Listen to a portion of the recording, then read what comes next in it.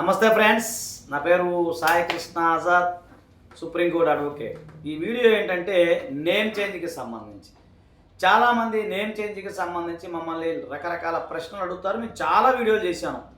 కాకపోతే ఇంకా ఇంకా ఇంకా కొత్తగా అంటే టెక్నాలజీ పెరిగే కొంది, ప్రజల్లో అప్డేట్ అయ్యే కొంది నేమ్ చేంజ్కి సంబంధించి అనేక రకాల డౌట్లు వస్తూ ఉంటాయి. మేము క్లియర్ చేస్తూ ఉంటాం.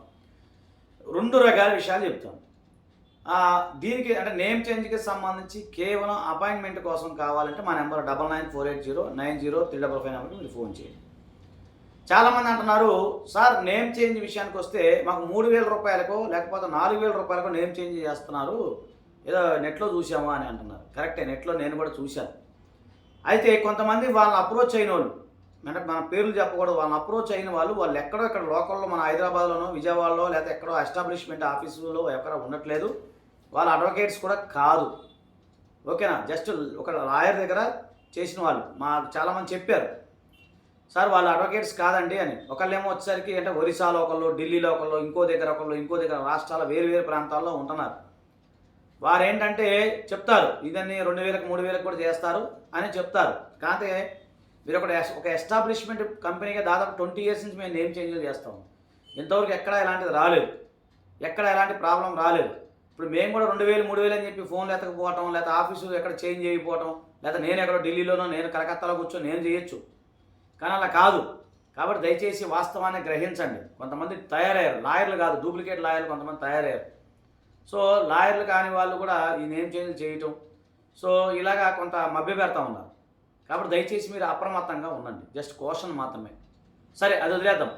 ఇంకోటి ఈరోజు ఏంటంటే ఒక వ్యక్తికి మన దగ్గరికి వచ్చాడు. ఆయన పేరు ఒక రకంగా ఉంది. ఆయన పేరు ఏంటంటే ఉదాహరణకి XYZ అని ఉంది, సన్ ఆఫ్ XYZ అని ఉంది. తర్వాత మళ్ళీ ఆయన ఆధార్ కార్డులో ఇంకో పేరు ఉంది. సో సర్టిఫికేట్లో ఒక పేరు ఉంది, ఆధార్ కార్డులో ఇంకో పేరు ఉంది. మరి ఇప్పుడు ఆయన అంటే నా సర్టిఫికేట్లో నేమ్ చేంజ్ అవుద్దా అని అడుగుతూ ఉంటాడు. గుర్తుపెట్టుకోండి, సర్టిఫికేట్లో నేమ్ చేంజ్ కాదని ఫస్ట్ కాంచి నేను మొత్తుకున్నా. నేమ్ చేంజ్ కాదు ఒకటి.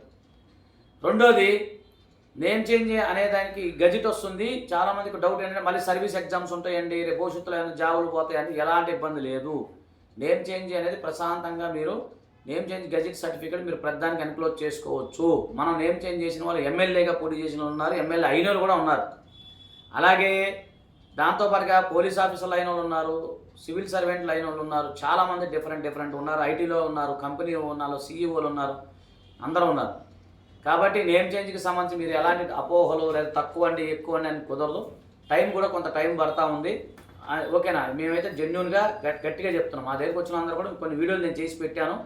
ఈసారి నెక్స్ట్ కూడా కొంతమంది వీడియోలు పెడతాను. అలాగే కొంతమంది అక్కడ ఎవరైతే బాధితులు ఉన్నారో వాళ్ళు కూడా మమ్మల్ని అప్రోచ్ అయ్యారు. ఈసారి వాళ్ళ చేత కూడా నేను వీడియో పెట్టిస్తాను. దయచేసి మీరు నిజాన్ని తెలుసుకోండి, ఓకేనా ఫ్రెండ్స్. థ్యాంక్ యూ, నమస్తే, జై హింద్.